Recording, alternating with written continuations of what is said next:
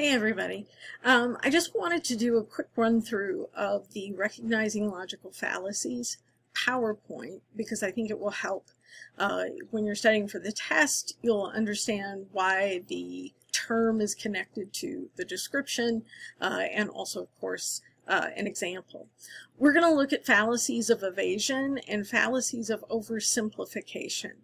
These are not the only fallacies that exist.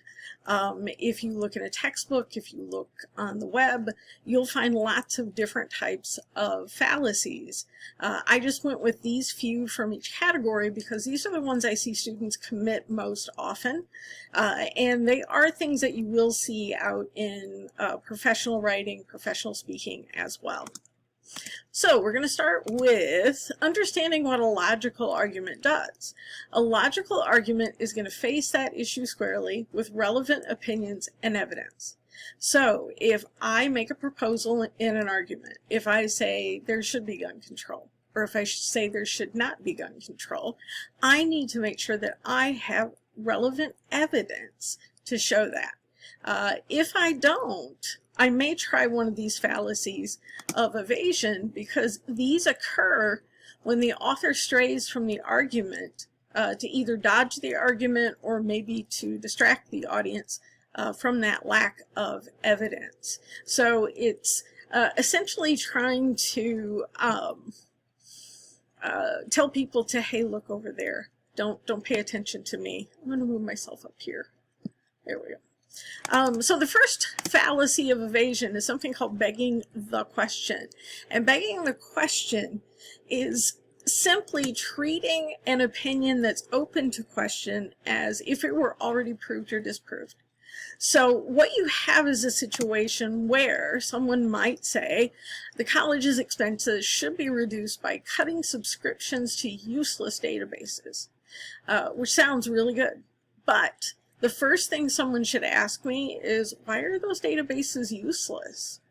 If I have a real reason, because nobody's used them in 10 years, that would be fine. But if I don't answer that question, then it may just be that I want to get rid of those databases. So I'm going to pretend like we all agree that they're useless.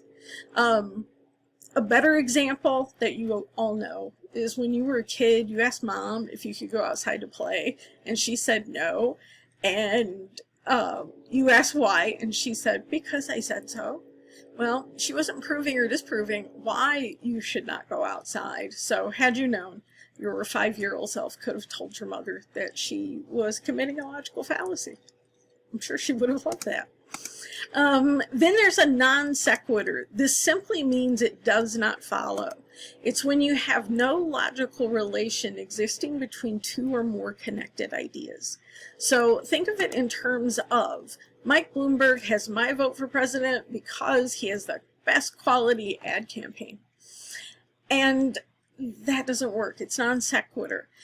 Being president and the job of president has nothing to do with whether or not there were quality ads because you didn't do them. So Mike Bloomberg might have had great ads, but he had an ad team doing that. He wasn't in charge of it. Plus, I really want to worry about what my president can do as far as leading the company, not making a really slick campaign.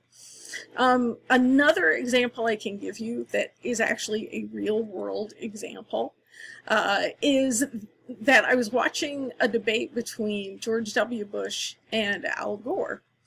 This is obviously years ago, but after the debate, they cut back to the commentators, and one of them honestly said, I think it's clear that George W. Bush won this debate because he was wearing a red tie.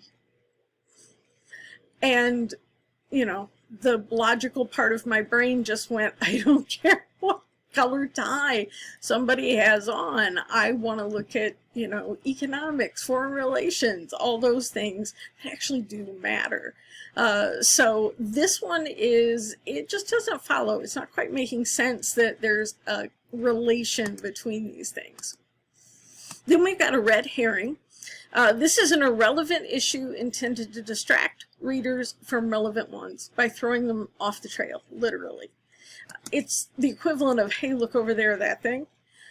So NFL players should not be allowed to kneel during the national anthem because they are disrespecting American troops. It is actually a red herring. The purpose of the taking a knee at games, Colin Kaepernick was very clear. He was doing it for racial inequality and would continue to take a knee until there was an equity. And what happened was it got twisted and it got turned by lots of people. And ultimately it became, well, they're taking a knee because they don't like the troops, which was not the intent at all. And if you were making an argument about this issue, it's a red herring if you say they were disrespecting the troops, because that's not why they were taking a knee. Also, you can derail an argument by getting off course. So it's morally wrong to cheat on your spouse. Why would you do that? The cheater says, but what is morality? Exactly. Well, it's code of conduct. But who creates that code? And asking those questions is just avoiding why Ken cheated on his spouse. So if someone's trying to truly distract you, it's a red herring. We've also got false authority. This one, students commit quite a bit. This is citing as an expert, someone whose expertise is doubtful or non-existent. According to Helen Leibowitz, the FDA has approved 60 dangerous drugs in the last 2 years. Sounds great, but who the heck is Helen Leibowitz? I have no idea.